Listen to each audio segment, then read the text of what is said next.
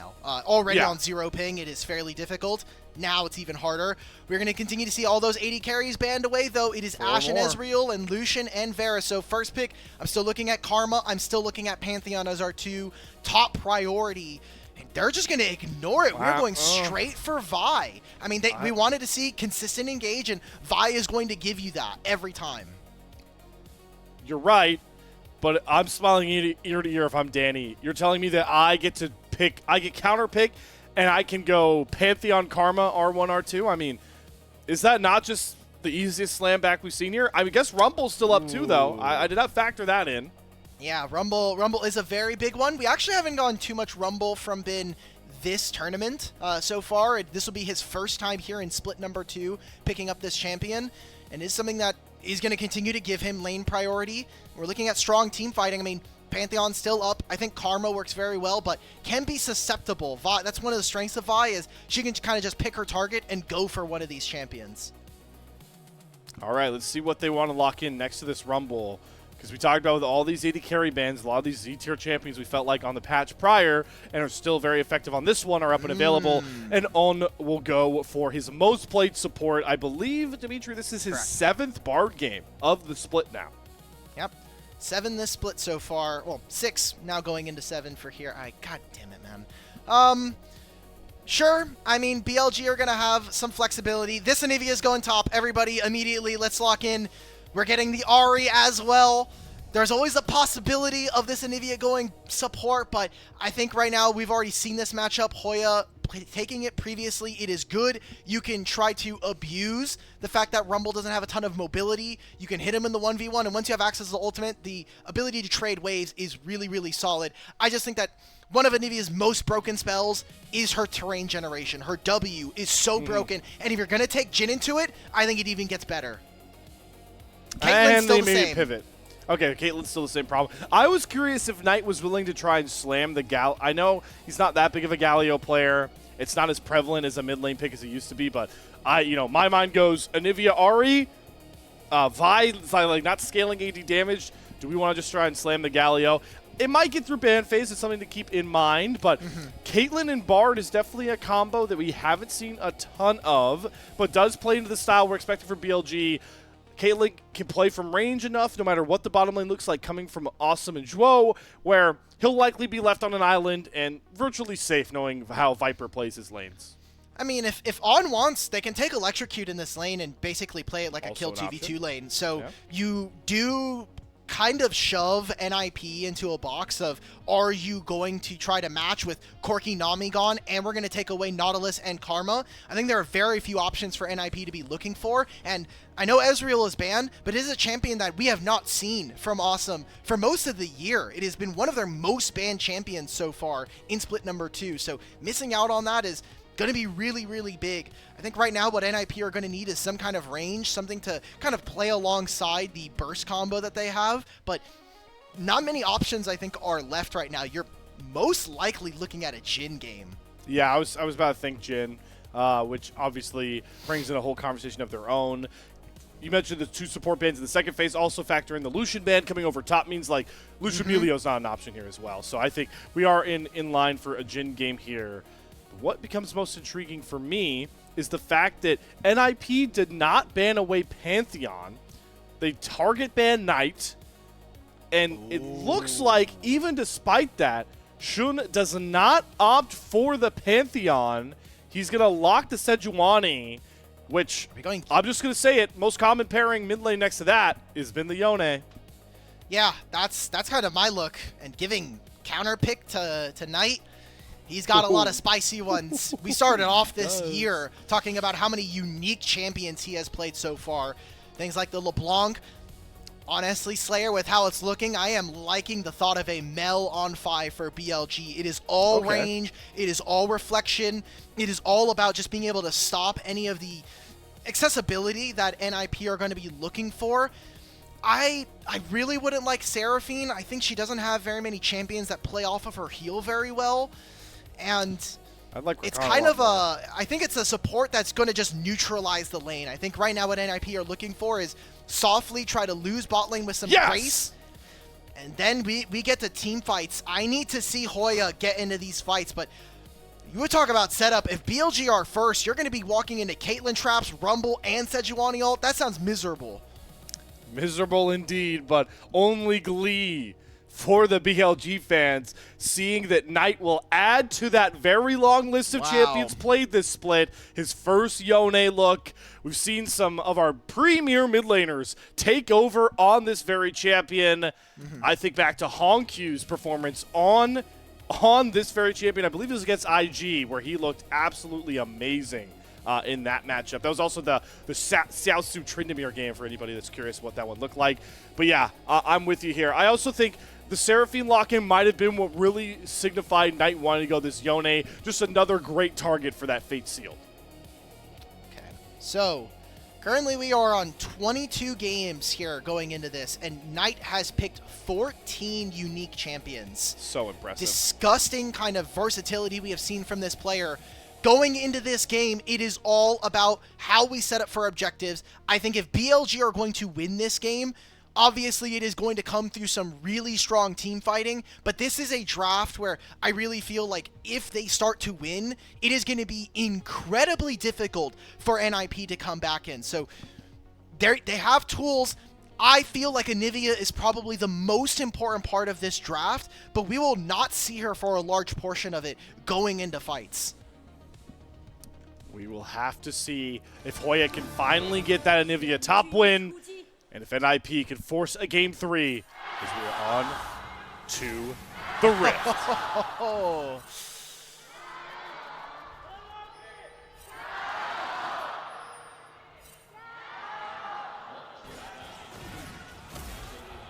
The home crowd fans are definitely still behind the NIP team here. Those were some of the loudest Jayos I have heard all split long, and it warms my heart so.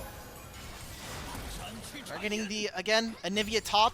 She is probably one of the best abusers of a rune like Deathfire Touch, so we'll see how he's able to interact. I find it interesting that this is the Arcane Comet, but playing into this matchup, you definitely just want to poke her out. There's some early wards onto the entrances of the jungle around Tribrush on both sides for BLG. So they want to make sure that Vi does not get active and does not do anything any early game. Sun is an interesting path. Raptors into red, maybe just trying to prevent himself from getting invaded early. It is Sejuani, but this is going to lead him to take a little bit more of an extended timer trying to move back up to his top side. Vi definitely wants that. You know, you talked about how aggressive Guwon can be, or maybe look for an invade, but I always attribute Vi to being a champion that definitely wants some protection. Oh, they really going to 3-camp into this gank? Oh, he's going to set up the journey. He doesn't have the skill point in yet. Look at the buff bar in the bottom left. He hasn't put a point in any skill. He doesn't have it for his heal or for his magical journey. They're waiting. They're seeing if NIP are willing to step over. I think Seraphine is doing a lot of heavy lifting on the side. Oh, yeah. I mean, Assum still feels confident enough to look for Deadly Flourish. And there, all right, so the health pads come through. Yep. And the reset also coming through here for Shun. So no cheeky level 3 gank here. Another Deadly Flourish lands here, and Viper has to cleanse it. The Cosmic Binding does get the stun down, but there's the first summoner spell waged of the game. It's a good day. We don't have barrier heal this time around, so it's going to be a little less impactful. I will say, Slayer, in a game that is all about range, I do think it is quite interesting that Viper decided to go for the lethal tempo. It's obviously great for extended skirmishes, but I do personally would at least think about or consider the value of getting the movement speed and the heals that are available from Fleet Footwork. But right now it is kind of fair early games. He did get control of this Tribrush here.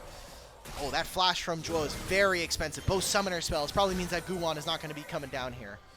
Yep, one trap gets that unlocked bottom lane going here for BLG. So that's going to be very integral. Shun has skipped his level 1 blue buff here to try and fight his level 2 Raptors. On is going to face check into a Cosmic Bounding on Assum, but the Deadly Flourish and Cleanse combo. On's going to flash and Magical Journey, but the crit shot follows him. Awesome. First blood, back like he never left from the first series. Well, I would say that thank you, On, for trying to hold my lane, but giving over that first blood doesn't feel as great.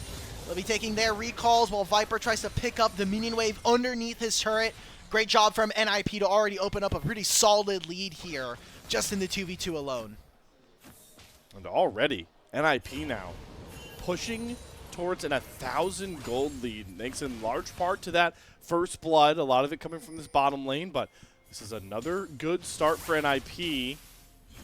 We saw them, you know, get into game 2 of this matchup last time round, and it's a stark difference to how game 1 started bot lane-wise. We'll see how they can continue wagering this pressure. And I'm already going to get this conversation out of the way all because I constantly have it with Jin in the game and the many build paths we've seen in his iterations of playing competitive play. Good to see that Assum is going BF Sword, which likely means this is a Stormrazor start for this Jin. Yay! I know we're happy about that. I don't want to spend too much time on Jin builds. I feel like we have devoted let's get out of the way now. On-air time. Yeah. Yeah. So, Dragon spawns. They do have priority on bot. Sejuani is moving, but has top camps to do, so unlikely that we'll see anything. I am worried here, Slayer, because Sejuani, great champion when we're talking about trying to get level 6 and punishing some of these less mobile champions that can't deal with the Sejuani ultimate, but doesn't have very many options early game to gank. So we're not going to have the same Shun that is playing for his laners and maybe dropping some camps to make sure that they're set up for success. Yeah, that is a very valuable change-up from how Shun likes to play, and also how he was able to kind of really get BLG that lead was those early and unorthodox ganks from game 1. This time he's really just has to try to get to that glacial prison and use that to affect the map here. Is looking to maybe go after this second bottom lane crab spawn. Wonder how close he is over towards level 6, but he'll actually decide to back off here. That dragon has caught the ire of both of our junglers so far here. Guwon, I believe, will get his level 6 off of that second scuttle crab, though. He should, and if he's not, it's going to be really close. Already has his upgraded smite as well, so you can see that Shun, as soon as they see the Vi, no contest. We are not playing for this anymore. There we go. Guwon gets led around. Scuttle got some fancy feet, so not too surprised to see that he lost that one out there. Dragon goes over, and we're still winning these lanes. I'm liking this. I mean, the reason why I have such a high favorability for... He gets caught by the first before he gets into the journey. The beat drop comes down. Assum's going to take the portal. He's going to flash what he thought was a cosmic biting, and the health pad is going to save on. Assum committing that valuable flash to not get the kill. And the pings on the mini-map, I mean, Shun's topside, he's going to go for an invade. There could be a Vi, and Viper could be completely left out to dry here. So a lot of vision being placed on bottom side. An attempt on mid. Okay, there's the Arctic Assault forward. He's holding that Glacial Prison, trying to get the stun through first. Kara's going to use the Charm, and he won't even commit the ult. Kara doesn't even have to burn Spirit Rush. He had Spirit Rush and Flash available, neither having to be expended on that gank. Does he get, what does he get from topside? Shun spent that timer instead of invading for Raptors to gank mid. I'm sure Knight is very happy about that, but if I'm a jungler, if I'm Shun, I'm depressed. Like, I could have taken an entire camp during this timer and gone closer to my other item. Guwon basically gets to steal my red and gets zero punishment for doing so. So Guwon, sizable camp lead. Shun still not happy about it. You mentioned that red buff. He's going to catch Guwon mid-Vault Breaker to try go over towards his grubs. First stun is going to land here. Shun going to see the flash come out from Guwon and a second Vault Breaker committed. Knight even coming over here. They know Hoya's here. But Hoya wants to fight for this red buff. He's going to face check into 2 of them. Gets the double stun down. But now it's Knight and Shun that are looking for the turn. Hoya's going to go into that egg form. Fate Seal, though, is going to get Knight out over the wall. Cease and assist committed as all of NIP collapse onto their own red buff. The Magical Journey may just betray On as he brings all the members after him and has to flash over the fat wall. Care gets the kill. NIP spring their trap well. Yeah, that's the confusing part, is that when you look at Anivia, her passive is disgusting. It's essentially a full reset for you. You get almost all your HP back, and now you basically got to play with a second health bar. So BLG didn't have the damage or the time to set up that play. They're going to lose a grub, and Shun is going to become, honestly, very impoverished right now. We didn't end up sealing the red buff, and sure, we traded a flash. We were able to trade Guwon's flash for On's, but That was a very expensive play, I think, for Bilibili. Best way I think they can really remedy that expensive play is maybe if they can try and work a dive onto Hoya now without that, you know, passive form you called out on. They're already maybe looking to potentially go for it. Bin's bringing a wave in, but Guwon here on his Krubs is covering. And the wave is gone, thanks to Hoya's Glacial Storm. So, nope, no dive to come for now. This champion is just broken, guys. Like, I swear, honestly, a lot of the games, if you want some free tech, you can just max your W, and it is very, very broken. And this is where playing into champions that don't have innate dashes or have to spend a lot to get around them become difficult to play. Things like Caitlyn, if she has to trap or use her 90 caliber net to get back over the wall, that's damage she's not doing onto your backline. And for Bin, same thing. He basically has to say, okay, I'm going to spec into Merc Treads early just so that I can try to get around this. And if you just place a wall going into River or playing around an objective, you can stop a lot of members of BLG from being able to deal stuff. So I'm putting a lot of emphasis, and this is hopefully to pay off later for some of these, you know, background team fights when we're talking about a Soul or a Dragon later on. The value of the Anivia terrain is what really sells a pick like this for Hoya, who despite, you know, being one of the pioneering members of this tech, in the top lane at least, with On the other side being the guy that's brought into support, still searching for that first win, and, well, for now, and he's got NIP as a team in a commanding spot, about 1.5k gold up. Hasn't exactly manifested any first items coming through for any of these guys, but with the components Assum has, I don't think a Stormrazor is very far away here for this gen. Looking at the rest of the map, we didn't touch on it before, but Care having this Ignite does mean that he needs to play a little bit more aggressively. We got to see him be good on trying to protect his top laner when they went for that invade on topside from BLG. And this next Dragon, I think, is really important, just being able to snowball most of this lead. We actually have not seen a lot of wins early on here in this game from BLG, and I think part of that is due to not seeing that Electrocute from On. Went for the Unsealed Spellbook, so it's a little bit more flexible, and Bard is kind of a jack-of-all-trades kinds of champion, so the crazy things you can do on this, especially for such a highly regarded LPL support, I want to see more. I want to be able to see him be able to pop off, and he has the ultimate now. Yeah, it really feels like with Tempered Fate, with Glacial Prison, and the Fate Sealed, like, BLG have a lot of really strong fighting ultimates, but they haven't necessarily shown that just yet. Maybe it'll come at this Dragon here. Assum has it started up. Care and Zhuo teaming up with Guwon to try and force their way into this river. Or maybe they'll just let this Dragon go here. They're going after another ward. Bin is over the wall. He's yet to be spotted here near this fight, but NIP have a hankering that he's around the area, and they won't try and force into this Dragon. BLG command all 5 members, and now Bin has to teleport back up top to catch the wave. Yeah, Hoya had already TP'd Encore. this. Hey, there's the Unsealed Spellbook. Cool. Gets the cleanse out. Yeah, when Hoya TP top lane, I think that was really smart from BLG to move Bin over, make sure that he's in position, and then move. I wonder, and this is very small, when Guwon used the E on Vi on the control ward, if it hit Bin, it would have given him a Conqueror stack, and so that is something that I would have loved to have seen, but didn't really matter at the end of the day. It's still a Dragon going over. Oh my god, Bin. He's going to flash. Hoya's going to follow flash, but his passive form will not be proc, so Bin doesn't even get that win here. It's just a trade of flashes. Flash for flash, I mean, if we can punish this, this is good. We need to see Shun come back to this lane. Otherwise, the flash trade is, I think, in advantage for Hoya. Dodge, Assum. Gets away from Tempered Fate. Just going to cleanse in case the Cosmic Binding did land the stun. So more summoners being traded here. We're starting to see the pick potential ramp up, especially for BLG in this last minute or so.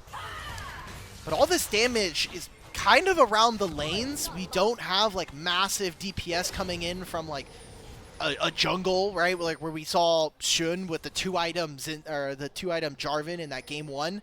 Good punish. This is what I want to see. If he doesn't have flash, keep he moved hunting his him down. He moved his pink ward away from that defensive rush. Oh yeah, the trap will be sprung. Glacial Prison going to land first into that equalizer, and the lava from below will force Hoya into the egg form that will be scrambled and melted down. Good pick there from Shun. Bin gets his revenge. Even gets some turret plates. Slayer, I'm going to ask you professionally, please do not reference food right now. It is 6 a.m. and I am incredibly hungry. I do not need to be thinking about that. I'm already salivating at the thought of seeing honey fruit in the river right now. Note taken, my friend. We'll stick to just brawls. This Knight unbinds his soul there to go for some poke damage into Guwon. Ooh, nice little stun there. On from On. Care roaming over to match mid lane for mid lane. They're trying to make this dive work or maybe just force down this tier 1 turret, but enough BLG members have shown up that NIP won't try to commit for the first turret now. It's all about pressuring this side of the map. We saw that BLG decided to put some investment towards top lane. They get that kill for Hoya. And with NIP getting some plates on bottom side, it is now about moving that over to this Herald spawning in 30 seconds. It seems like Knight is going to stay. He has teleport. That is something that Care does not have. So playing the map wide is always going to be in favor of BLG, and it'll be up to NIP to... How much do they want to stick the landing? They need to commit to certain plays so that they don't fall behind.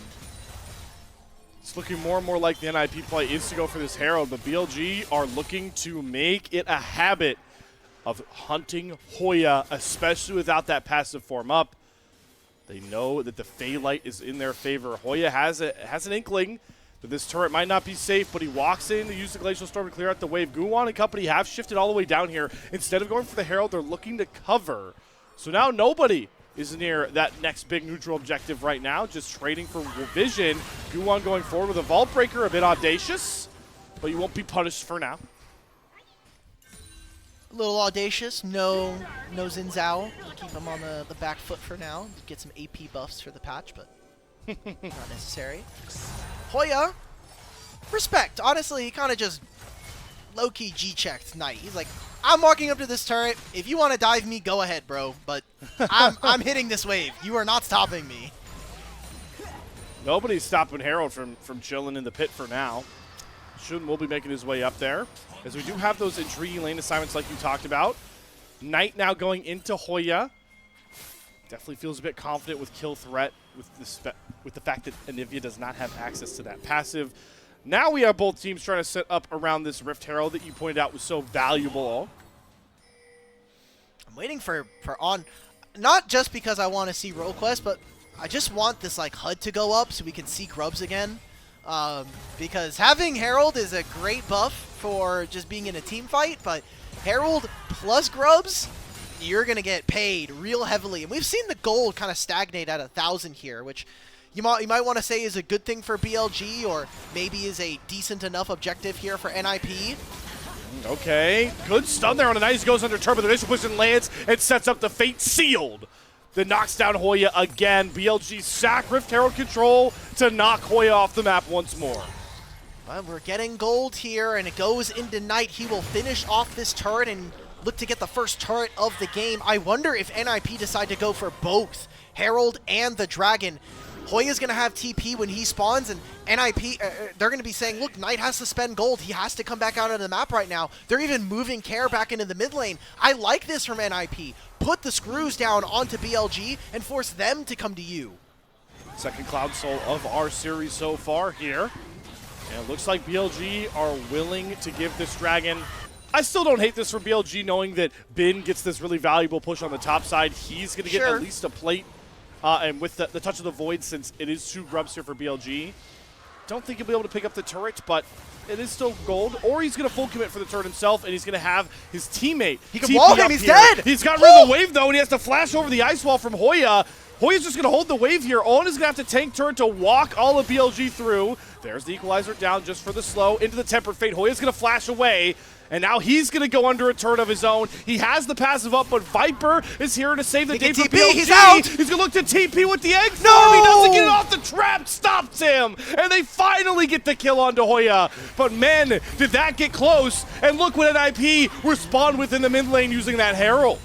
They go towards bot side. They're able to pick up mid. This is a very fun trade. I respect Hoya for trying that, because they got rid of the interaction where you can teleport during Egnivia, but if you channel the teleport before you go down, it still keeps going. Really, really tight timing there from BLG, able to pick that up, both his flash and his teleport, and another kill going over to BLG. So this is a back and forth game, and these are the kind of games that help us figure out whether or not NIP are the real deal when it comes to contesting top 4. Well, Guwon's not doing much to ail that as he eats a full Glacial Prison Cosmic Binding combo coming through from On and Shun. NIP tried to cover for it, but it's another pick found here for BLG, and that one will officially swing the gold lead back in their favor. The thing that I love about BLG this game is that they've done a really, really solid job of punishing this Anivia. If she doesn't have flash, we're going for her. If she does, we're getting her flash and then re-attacking her at a later time. And that's one of the things with this champion, and kind of the name of the game when you're playing ranged top laners in general. You need to give them some kind of pressure, whether that is on the other side of the map or just giving them vision so that they can push up and play as aggressively as they want to. We're going to have Dragon spawning in 3 minutes, so we have a bit of time before really the next big fight of the game comes. And I need to see if NIP are able to really push, because we're talking about top lane, but Care without this teleport also can't match versus BLG, and this is going to be a reoccurring theme where NIP need to get a lot on the opposite side. Yeah, I didn't get to necessarily ask you how valuable you felt the Ignite was or why Care went for it, but its value has definitely been minuscule up to this point compared to what TP will bring you in this phase. Do have these two teams started gathering around the mid lane. Guwon maybe looking to try and pressure onto Viper or punish Shun for some of his vision quests he currently has, but Shun is just going to wait in that brush, maybe suspecting Guwon is in the area. He'll finally show as all of NIP congregate around this mid lane, but like you mentioned, there's no real big objective to go for. Neither team are going to go for Baron, so NIP just kind of, you know, puffing out their chest on this side of the map. Oh, Temper Fate though. He's dead. Grab. Cosmic Binding from On. Doesn't need to be landed because the trap comes first. Viper has the first kill. As Knight is going to get Cease and Desist jumped on. Kara goes into the Charm combo as well. The Shield Bow, though, provides Knight just enough time to get the Fate sealed off. And with Ben's Flame Spinner, Guwon will fall. Kara is next. On the other side of the fight, Deadly Flourish will land for Assum. Does catch Viper out for one fleeting kill, but that's a 2-for-1 trade. And with Knight on the Yone, why not go after Baron? Well, I was going to say that the Ignite is good for lane and being able to cut at the sustain, especially for Blade of the Ruin King, but once he has a shield bow, Yone is unkillable with Sejuani. That's a great pairing. Goodbye. From Bin.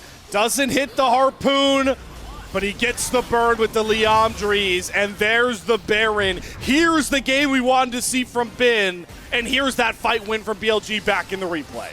Just a beautiful punish for Zhuo not having the ability to flash, and look at this, the Ignite comes down. If the damage was just a little bit more, and on it, and I didn't even notice this, but on the Mikhail's heal there, it is reduced, but still something to note, and the shield bow makes him incredibly tough to take down.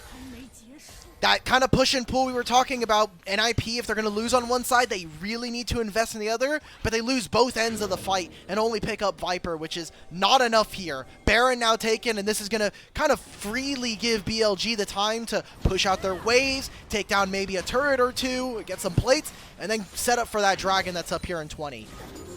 So while BLG gets this push set up, we can have a moment, because we talked a lot about NIP's schedule.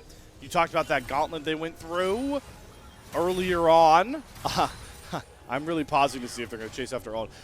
I want to take a moment. BLG, guys, it's time just to send it. You gotta send it. You gotta send it. You know what? I'm gonna hold it here because we have the dragon up. Okay. NIP are pushing really hard for this mid lane.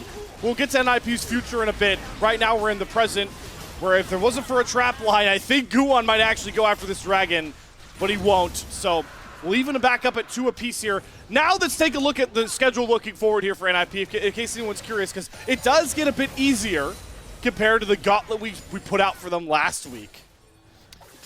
Does it? Does it really? I mean, maybe record-wise it does.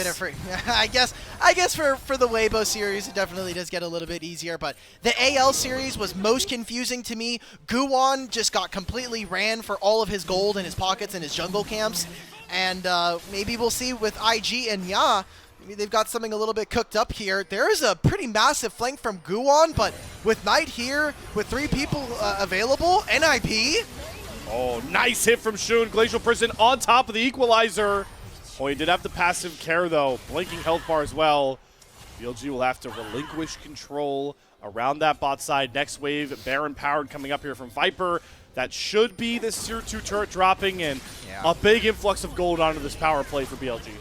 Well, we mentioned it from the draft, but if you're NIP and you are walking into an objective BLG already have control of, you're never getting in. I mean, you really have to force on off angles. You have to be able to use maybe Kair's ultimate over a wall, maybe a vault breaker as well. But you saw the Caitlyn traps. They got set up. You're entrenched versus Rumble and Sejuani. Good luck. I'm not playing the game. We're moving on. They didn't even really get to hit on mid-wave here. NIP are really, really down in terms of where they can even find plays around the map.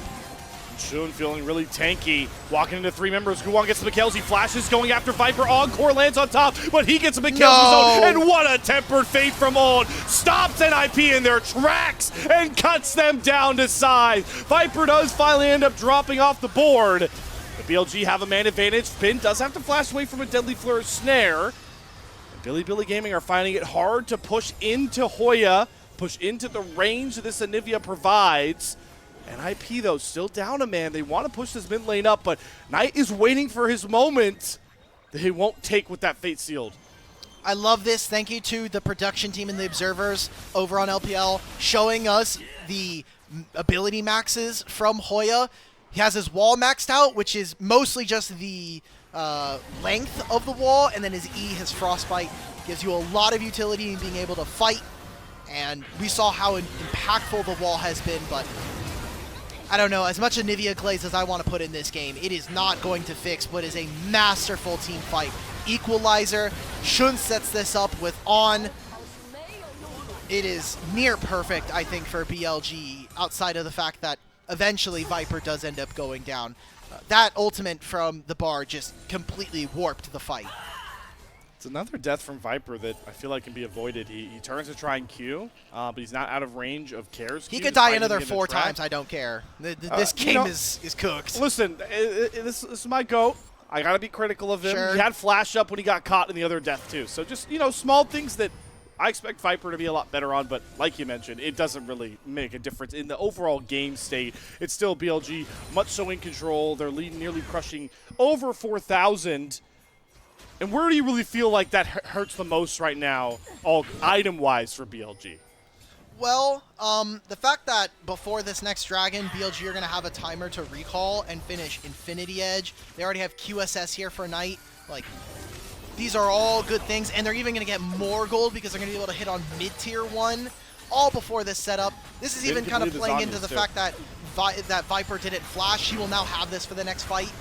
Oh, Kair. Oh, Kair. I mean, he Spirit Rush dashes as he gets stunned, and the wall does force Shun out, so we're trading mid lane ulti for jungler ulti for BLG's side. They really want to get this mid-tier 1 turret down. They see Liv Viper step up, get two more autos, 1 more auto. Woo! There, it's finally picked up. They're going to get their recalls. It's time to spend money. We've got a lot of gold in our inventories right now, so let's get back out on the map.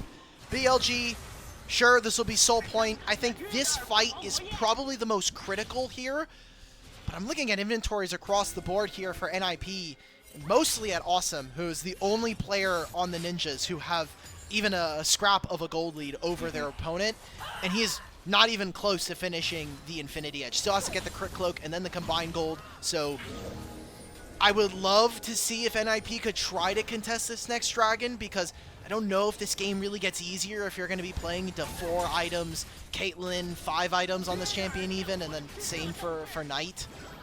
Yeah. Not going to delve, back into the exhausted Jhin build conversation. What I will say is a lot of times this scaling Jhin build does scale very well into most AD carry matchups when you get, full crit 4 items. That's not the case into Caitlyn. Caitlyn's the one champion where you can kind of go toe-to-toe, fully scaled up with that Jhin. So Guwon is going to look to make a pick, maybe towards that Caitlyn. He holds the Vault Breaker, but instead we'll just go after the Raptors. He's trying to hold control near this Drake pit, but BLG will just kind of force their way in. Oh, we're going to start. I mean, yeah, we have Sejuani Yone. Sure, why not? Immediately, NIP are going to have to travel over here. Remember, Care, no teleport. They're controlling through mid, and Anivia has no vision here. Just going to have to TP into the mid wave. And look at the trap line. Can't even walk in. They do get that TP from Hoya, and that's enough for BLG to say, all right, we'll take that as a win. The Baron was just a bit of a bluff, and they'll come off and look for the reset. Expensive, expensive, expensive. And now they're just trying to get rid of all of these wards. BLG now control through mid, go into the bot side, make the exact same play, but now Hoya, he's already spotted on wards. He's finishing the control ward on the Tri-Brush. Soul Points is going to go over to BLG with no contest from NIP. Unless On and Vin give them a contest, but yeah, really well played map play there from BLG. And now, you know, with that TP down for Hoya, they can really play that sort of 5-wide thing you've been talking a lot about this game, all because they have double TP advantage. They have so much advantage on the map right now. It's a bit of a seesaw. You see pings towards Baron. I think BLG don't want to give NIP a look. Okay. The wall. Oh, nearly gets caught. The flash from Guwon. Flash match from On, and Zhuo will body block on the curtain call. But a close call indeed there for the BLG support. Dude, this is why this Anivia pick is so broken, but I'm still worried that it's not going to be enough for this team. Care goes for one last fish with that Spirit Rush. Last charge there. We're getting some recalls on. Oh, great buffer there from Knight. The Fate sealed. Make sure Guwon can't follow. Bin does get caught by another nice ice wall there from Anivia, so he has to flash, but just Knight things. I don't want to do another scenario like last game where like BLG look good and then NIP just start to crawl back, because this is getting a little bit dicey. Here's the teleport. Ari just recalled. There's going to be a numbers advantage here for BLG. But they still don't have Glacial Prison. It's up in 8 seconds. There's no Fate sealed. So a lot of their team fight power has been sort of, you know, taken down a peg. But they're still onto the Baron. Guwon, it's looking like a steal angle. Bin's dead. Wait a minute. Chinked out, but Bin gets caught. The charm lands. He goes into the stasis. Knight's down to 50% HP. What are we doing? Gets pushed out of the pit. BLG just leashed Baron NIP. Shun, can he get back in for the steal? No, he gets charmed and killed off from Care, who's going to Spirit Dash after him and find the second kill. Fight press, finds me for Assum, but the crit shot follows. Another kill found. Knight is going to get charmed and have to cleanse out to be the only Bilibili member to live. What the hell was that? Bin, zero respect being shown to this Anivia. Equalizer was down, forced them away from the play, and then he walks into a choke point. NIP just collapsed on them. They get the Baron, and I don't know if they can end. These are 30-second death timers. They don't have any grubs, but these are Baron-empowered minions. Oh my god. Are they going to do it? Flipped the game in BLG's favor after a throw. And they won the game off of that. Do NIP go for the same thing? No. They remember what happened when they tried to end the game against Knight a series ago, and they'll take their triumphant comeback win as we watch the big mistake from Bin collapse BLG's lead. So many things to take into consideration. The Bard ultimate was not up for this play. And then you see here, just trapped in the corridor. I want to see the other half because I was kind of focused on what Care was doing, just making sure that Shun does not get in. Look at how big that wall is. Where does this ultimate go? They're trying to find Hoya. It is absolutely useless. A mixed execution, I think, from BLG, big time, around this objective. NIP's coach getting very excited. This must be such a roller coaster of a team to watch during stage games, having big deficits, coming back in the late game, being able to problem solve. And now, I gotta say, Slayer, I know you're a little bit down. You're saying Caitlyn can match. Thank you for showing this gold graph, but this Jhin is really dangerous. He has Stormrazor plus Fleet Footwork. He has a bunch of movement speed, and as long as he can do his damage, now with the Quicksilver Sash and the McHale's, I think Jhin is untouchable in a lot of fights unless there's a big punish. Unless he gets Tempered Fate and then knocked up by the Fate Sealed. Can they blow up through Assum? How far is it going down? Knight goes back in, rebinds his soul. Guwon has found Viper. They still can't kill off Assum. He gets the shield from Zhuo and crit shots down on to shoot it on. It's only the solo lanes up for BLG. Is this the final march for NIP? 30 seconds. I think that is it. There is an equalizer. Maybe it can burn down the mini wave. Knight will not have ultimate. It will have to be the solo laners of BLG to hold on. Here we go. The solo lanes versus all of NIP. There's the equalizer. Hoya flashes forward. Bin does go into the stakes as well. Time. Hoya takes a pretty big chunk. Guwon does not land the vault breaker, but Care gets the charm. Guwon goes into the GA. Here comes the curtain call. The next wave is coming up. They don't need to go after Knight. They'll just go for the kill. NIP, what a comeback. They force a game 3 out of nowhere. Hey, who cares about an early game lead? At this point, if there's a 9,000 lead at 10 minutes, I will not care. We are just heading straight to 35 minutes. God damn NIP, I love this team. The roller coaster rolls on with ninjas in pajamas. Man, that was, well, that was the game 1 that we thought you predicted going into the series at game 2. I mean, does that not check all the boxes? Just move the games around, man. We'll put game 2 back in the first one, and then game 1 can go back and whatever. What an impressive game from NIP. And finally, Hoya gets a win on this Anivia. I think definitely got focused a lot from BLG to get multiple kills, get themselves the turrets, but we saw the value of this champion, and I'm so glad it paid off because, one, it would have just pained me to see this champion lose again in top lane when I think, right, especially in the current meta, it has so many unique spots, and I'm glad we are seeing it being prioritized here in Fearless, but we got to see how powerful this champion can be. And again, thinking about reoccurring themes in this series, we've seen some pretty mistake-riddled gameplay from not just all of BLG, but most importantly, Bin again here. Like, he's at the focal point of this collapse. He first gets picked, and then it's like kind of just like dominoes falling in a row, right? So, I'm really impressed by NIP. This is really fun, but there's always another side of the coin, right, Dimitri? And this, last 10 minutes from all of BLG is worrying.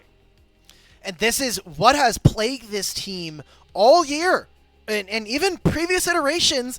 Every year for the last 3 years, we have seen this Bin Knight setup has been, their objective setups haven't been clean. They've kind of lacked the ability to be really coached because how can you coach some of the best individual players in the world? And we've consistently reamed this team for not having good maps, and they've been able to get around that by just having goal differences at 15, by outplaying their opponents. Split 1, we weren't even sure that this was going to be our champions to start off playoffs until they just ran over everybody in the league. And they come back into Split 2, and we're saying, okay, they're still winning through leads. And again, that discussion around Bin and what he's able to do in these games, and really around Knight, who it's kind of him or TN for MVP of the league. But this was a game where they were ahead, and they did not respect their opponents. Now multiple series in a row against many different teams. Yeah, and, it's going to start costing them if they continue to drop series, but most important, knowing what BLG are upholding for the LPL as a whole and, factoring it in to the much bigger international tournaments that will go later on, right? It's just, yes, this is a domestic BO3 during the regular split. Like, something like this, like a series like this could become pretty forgetful in the grand scheme of once we get to playoffs, and, even later down the line for a team like BLG, of course, expected to go to MSI, but not being able to put together a clean game, closing out leads against teams like NIP, if BLG want to, bring home an MSI title or, want to be a world's threat, you cannot be making mistakes like this in your domestic league. It will not cut it when you have to go up against the best of the best. Look, if you need any BLG copium, it's the regular season. This is actually the perfect time for you to start tripping up and kind of ruining the game in some instances. So there's a long competitive calendar ahead of them. Ninjas Pajamas, though, dude, this team is fire. This team is gas. I don't even care if they lose this series. This is absolutely entertaining League of Legends at the very least. And coming back to the discussion as to whether or not this is really a top 4 caliber team, I just want to look at their head-to-heads versus the other top 4. So BLG top esports, ALJDG, that's our current top 4. If they win here tonight, NIP will be 2-0 over BLG. They are 1-1 versus JDG this split, and 0-1 versus anyone's Legends and top esports. If they're able to tie up some of those leads and take this series tonight, that's enough. I think that's enough of a conversation. I've been trying to lead this on the podcast. I said, hey, they're 3 series week. If they can win 1 series, sure, they look competitive. They take the big upset versus BLG. Okay, this looks like a good team. When are we actually going to like seriously say, okay, NIP is battling in top 4? Well, we might have to start having those discussions very soon at this point, Dimitri. Like you mentioned, like 2-0 against BLG. They've taken a JDG series. Like, I think those conversations are going to have to start being had once they do match up, against one of those top esports or against AL later on here. Assum gets player of the game, his 5th one of the season by this point. The Jin scaled up to be a threat, and, he got that clutch flash to get that final, that big kill on the Viper. And then, of course, that last fight. I mean, they put everything in the bag of killing Assum. I'm still so awe-inspired by how he was able to survive that long. Shout out to Zhuo with the big shield that he gives him at the end there. I know we missed the highlights, but yeah, a very, very well-deserved player. Oh, my God, unanimous player of the game here for Assum. Could have been awesome. If it was me, I'm still on my Anivia hype. I would have thrown him a vote, even though it still would have been 7 out of 8 or 8 out of 9. I would have taken that. I'm not too mad about an Assum vote. And man, this is delivering. BLG, Ninjas in Pyjamas. Maybe the first time around we weren't expecting it to be a banger, but by this time we should have known this was going to be a series that absolutely delivers on the excitement.